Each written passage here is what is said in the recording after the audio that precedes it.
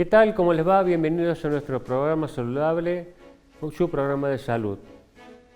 Continuamos con el tema de la pandemia y tratando de entender la dinámica y la evolución de cómo va avanzando la enfermedad. Y contábamos la semana pasada, mostramos algunos gráficos para poder entender de cómo estaba esa tercera ola, no segunda ola que ya pasó, sino la tercera ola de la cual nadie habla y que estábamos mostrando en los gráficos, como acá estamos viendo este gráfico, ¿sí? Cómo venía subiendo ya a mediados de marzo y ya estábamos en un promedio de por arriba de los 14.000 casos diarios, ¿sí? Esto fue la semana pasada.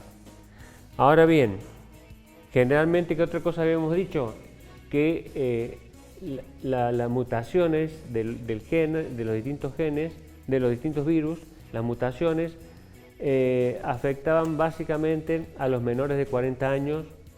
Esto hacía que hubiera, en principio, al afectar gente más joven, tener más capacidad de infección, era una de las explicaciones por las cuales estaba subiendo, ¿sí?, la curva de infectados en el país, pero no sobre las personas mayores, sino en los menores de 40 años, ¿sí?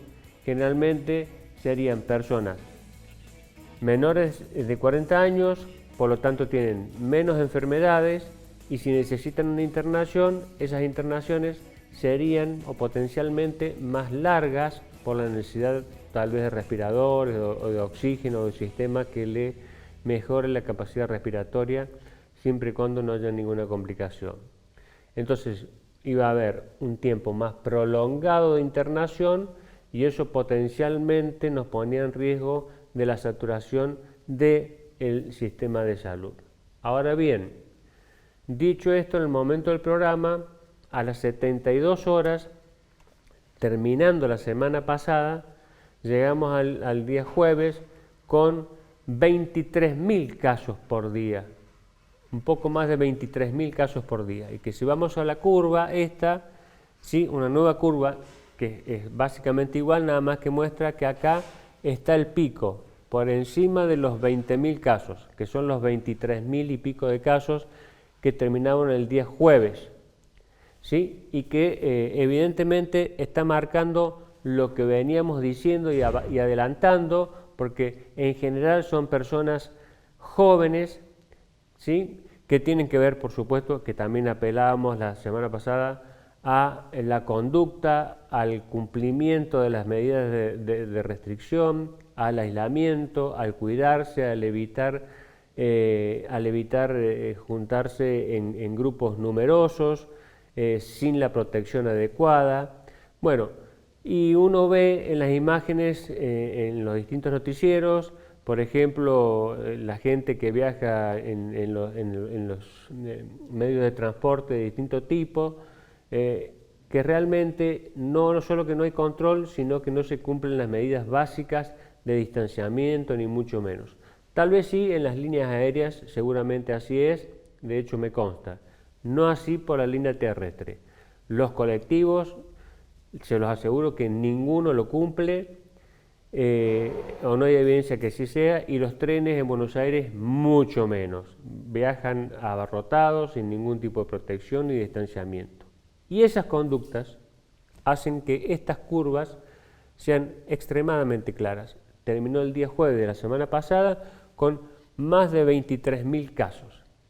Veremos cómo empieza esta semana y cómo evoluciona. Todo indica que esto va para terminar peor en principio en cuanto a cantidad de infectados y en cuanto a que esto realmente va a ser peligroso para el sistema de salud y para la cantidad de infectados potenciales que pueda haber. Si no cambiamos las conductas, a su vez eso se agrega las faltas de vacunas por distintos motivos que ya lo hemos analizado en un montón de otras situaciones. Entonces, bueno, realmente lo que queríamos compartir era que lo que habíamos dicho la semana pasada se está cumpliendo, ¿sí? Entonces, bueno, realmente esto es la cantidad de fallecidos por cada 100.000 habitantes, ¿sí?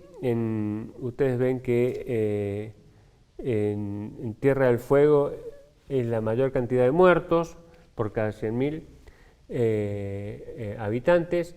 Y bueno, van realmente distintos números y distintas estadísticas de acuerdo a la cantidad de personas infectados.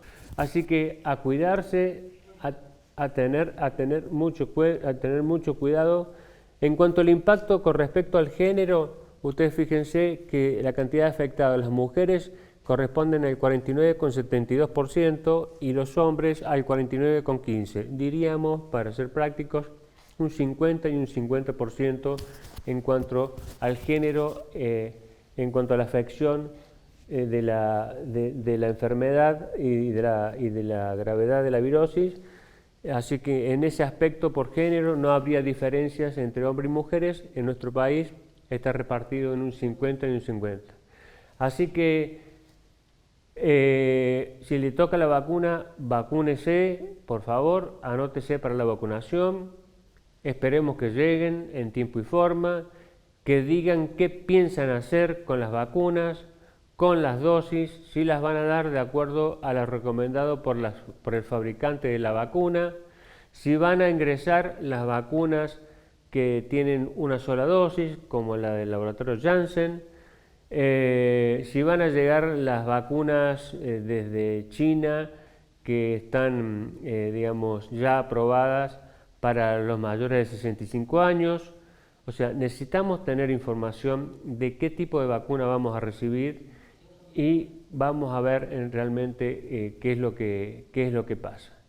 Los números, las estadísticas y el seguimiento muy puntual y quisquilloso de esta pandemia y la evolución marcan que vamos a terminar mal, que vamos mal y que el hecho de que no tengamos la cantidad de vacunas suficientes y el porcentaje de la comunidad y de la población argentina vacunada realmente no corresponden a los que se habían anunciado inicialmente y que ya las mismas autoridades nacionales de salud han advertido de que no van a alcanzar y que va a haber dificultades y bueno, realmente tendremos que esperar y nos tendremos que cuidar realmente nosotros. No somos los responsables de esto. No somos los responsables como nos quieren hacer creer, porque ante la ineptitud, ante la falta de políticas de salud, ante la falta de una campaña adecuada de vacunación y no un negociado de la vacunación, ante la distribución inadecuada de vacunas, ante la vacunación inadecuada de personas que no están y que no corresponde que se vacunaran, como toda la corporación sindical, judicial, política, los familiares, los militantes, etcétera, ninguno de esos correspondía, salvo alguna excepción.